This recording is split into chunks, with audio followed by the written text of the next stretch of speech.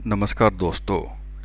इस वीडियो में मैं आपको वोटिंग के अलग अलग सिस्टम बताऊंगा कि कितने अलग अलग प्रकार के वोटिंग होती है। सबसे पहले सारी वोटिंगों को दो हिस्से में बांटा जाता है। एक होता है डायरेक्ट वोटिंग, एक होता है इनडायरेक्ट वोटिंग। डायरेक्ट वोटिंग वो होता है जिसमें जो वोटर होता है वो सीधे वोट डालता है और सीधा ही नेताओं को चुनता है। और एक होता है इनडायरेक्ट वोटिंग। इसमें क्या होता है कि हमारे चुने हुए नेताओं द्वारा चुने गए दूसरे नेता, उसको इनडायरेक्ट कहते हैं, यानी कि नेता नेता को चुनते हैं। तो आपको मैं एक उदाहरण से समझाता हूँ। तो देखिए, जैसे हमारे देश में, भारत में एमपी और एमएलए ये डायरेक्टली चुने जाते हैं। इनकी वोटिंग होती है, जनता वोट डालती है और एमपी एमएलए चुन के आते हैं। लेकिन मुख्यमंत्री और प्रधानमंत्री का डायरेक्ट इलेक्शन नहीं होता, इनका इनडायरेक्ट होता है। यानी कि एमपी एमएलए द्वारा सीएम और पीएम चुने जाते हैं, एमएलए द्वारा सीएम चुने जाते हैं और एमपी द्वारा पीएम चुने जाते हैं, और एमपी एमएलए दोनों मिलकर राष्ट्रपति को चुनते हैं। अब डायरेक्ट इलेक्शन कितने प्रकार के होते हैं? डायरेक्ट इलेक्शन 3 प्रकार के होते हैं। वैसे तो बहुत सारे प्रकार के हो सकते हैं, लेकिन हम यहाँ पर जो मेन 3 हैं उन्हीं की बात करेंगे। पहला है first past the post system, ये एक प्रकार है। दूसरा है अप्रूवल वोटिंग और तीसरा है इंस्टेंट रन ऑफ वोटिंग। तो 3 किस्म की तरीके से हम वोटिंग कर सकते हैं।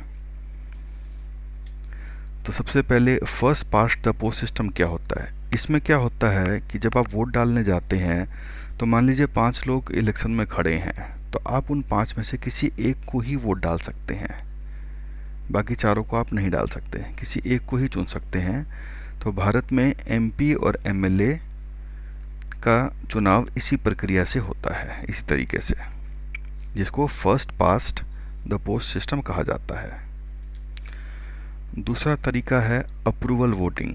इसमें क्या होता है कि नागरिक एक से ज़्यादा लोगों को चुन सकता है। मान लीजिए 5 लोग खड़े हैं, उसको 3 लोग में अगर वो चिन्ह लगा दे तो उन 3 में से जिसको सबसे ज़्यादा वोट मिलेंगे वो आदमी चुना जाएगा। इसमें उसको प्रेफरेंसेस बताने की आवश्यकता नहीं होती, इसमें खाली टिक लगाना होता है। और तीसरा प्रकार है इंस्टेंट रन ऑफ वोटिंग। ये आपका अप्रूवल वोटिंग से मिलता जुलता है। इसमें भी नागरिक जो होता है वो जितने कैंडिडेट्स को भी चुन सकता है, लेकिन उसको उसकी नंबरिंग करनी पड़ेगी कि उसके लिए पहला कौन है, दूसरा कौन और तीसरा कौन। तो भारत का जो राष्ट्रपति चुना जाता है, जिसको एमपी और एमएलए मिलकर चुनते हैं, तो उनको इंस्टा रन ऑफ वोटिंग इसी प्रक्रिया से चुनते हैं और उसको प्रेफरेंसेस दियाना पड़ता है। मान लीजिए 4 लोग खड़े हैं राष्ट्रपति के लिए, तो हर एमपी और एमएलए जब वोट डालते हैं तो उनको 1 2 3 4 नंबरिंग देना पड़ता है। और आपको यहाँ पर एक और जानकारी देता हूँ कि ऑस्ट्रेलिया में एमपी और एमएलए इसी सिस्टम के द्वारा चुने जाते हैं। वहाँ पर क्या सिस्टम होता है कि मान लीजिए 10 लोग खड़े हैं इलेक्शन में, तो आपको 10 के 10 आदमियों को नंबरिंग करना होगा 1 से लेकर 10 तक। जिसको आपने 1 किया मतलब वो आपकी पहली पसंद है, जिसको आपने 2 नंबर दिया वो आपकी दूसरी पसंद है, और जिसको आपने 10 दिया वो आपकी 10वीं पसंद है। ऑस्ट्रेलिया में आपको 10 के 10 को नंबर देना पड़ता है, जितने लोग खड़े हैं सभी को। अब जैसे एक उदाहरण लीजिए कि first past the post system में मान लीजिए 5 लोग इलेक्शन में खड़े हैं, उनका नाम है ए बी सी डी और ई, ये 5 आदमी हैं। तो इस सिस्टम के अनुसार आप खाली एक आदमी को ही वोट दे सकते हैं। जैसे मान लीजिए आपने सी को दे दिया, तो सी के आगे जैसे मैंने 1 लिख दिया है, तो ये 1 की गिनती सी के खाते में चली जाएगी। अब कोई दूसरा वोटर आएगा, वो मान लीजिए बी को देता है, कोई तीसरा वोटर है सी ए को देता है, तो ऐसे इनके वोट जुड़ते जाएंगे। देखिए, अब दूसरा जो अप्रूवल वोटिंग है, इसमें भी ये मान लीजिए 5 लोग खड़े हैं। अब आपको मान लीजिए ए बी सी 3 लोग पसंद हैं, तो आप तीनों में टिक टिक लगा देंगे, डी और ई में आप छोड़ देंगे खाली। यानी कि आपकी नज़र में इन तीनों में से कोई भी चुन के आ जाए, आपके लिए एक ही बात है। और तीसरा है इंस्टेंट रन ऑफ वोटिंग। इसमें क्या होगा कि 5 लोग खड़े हैं, तो आपको पाँचों को नंबरिंग करनी होगी 1 से लेके 5 तक। तो जैसे यहाँ पर 5 के उदाहरण में देखिए, जैसे बी को 1 दिया गया है, सी को 2 दिया गया है, ए को 3 दिया गया है, ई को 4 दिया गया है और डी को 5 दिया गया है। इसका मतलब क्या हुआ कि बी मेरी पहली पसंद है, अगर बी के वोट ज़्यादा नहीं है तो सी मेरी दूसरी पसंद है, ए मेरी तीसरी पसंद, ई मेरी चौथी पसंद और डी मेरी पांचवी पसंद है। अब यहाँ पर एक सवाल उठता है कि इन तीनों में से सबसे अच्छा सिस्टम कौन सा है। तो पहले मैं आपको बता दूं कि first past the post system जो है, जिसमें आप केवल एक ही व्यक्ति को वोट दे सकते हैं, वो सबसे खराब सिस्टम है। वो सिस्टम हट जाना चाहिए।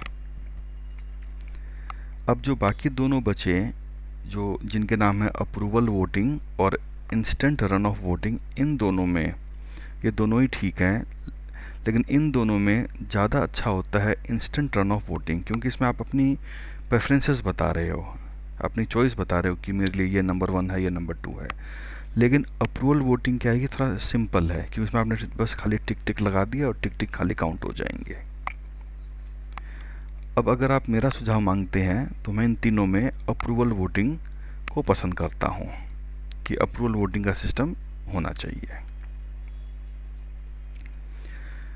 और अब ये मेरे 3 अलग सुझाव हैं जो बाकी इस वोटिंग सिस्टम से संबंधित नहीं है। कि एक तो हमारे देश में सारी पॉलिटिकल पार्टियों को बैंड कर देना चाहिए, सीएम और पीएम इनके डायरेक्ट चुनाव होने चाहिए, और उसी प्रकार फिर क्या होगा कि एमपी, एमएलए, सीएम, पीएम ये चारों के चारों निर्दलीय चुनाव लड़ें और चारों के चारों निर्दलीय जीतें। 4 इलेक्शन हो और 4 अलग अलग जीत के आए और 4 अपना अपना पद ले सकते हैं। धन्यवाद।